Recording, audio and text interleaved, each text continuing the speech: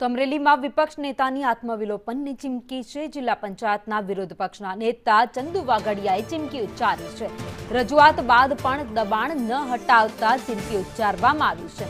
જૂની હળિયાદ ગામે 127 દબાણ દૂર કરવા તેમણે માંગણી કરી છે, પરંતુ આ માંગ સ્વીકારવામાં નથી આવી। દબાણ દૂર કરવામાં નથી આવ્યા ત્યારે હવે તેમણે આત્મવિલોપનની ચીમકી ઉચ્ચારી છે।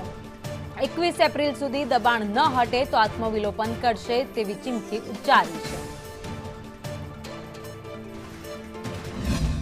127 દબાણ હોય અને ગામના અવારનવાર મને રજૂઆત કરતા હોય દબાણ વિશે, તો મેં પહેલી અરજી 24/7/2023 ની તાલુકા પંચાયત, ગામ પંચાયત અને જિલ્લા વિકાસ અધિકારીને કરેલી।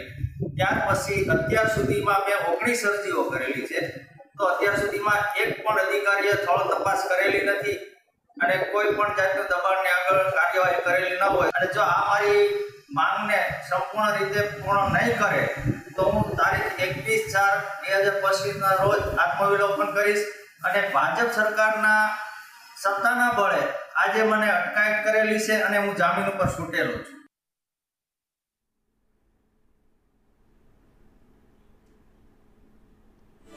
જિલ્લા પંચાયતના વિરોધ પક્ષના નેતા ચંદુભાઈ વાઘડિયાએ આત્મવિલોપનની ચીમકી ઉચ્ચારી છે।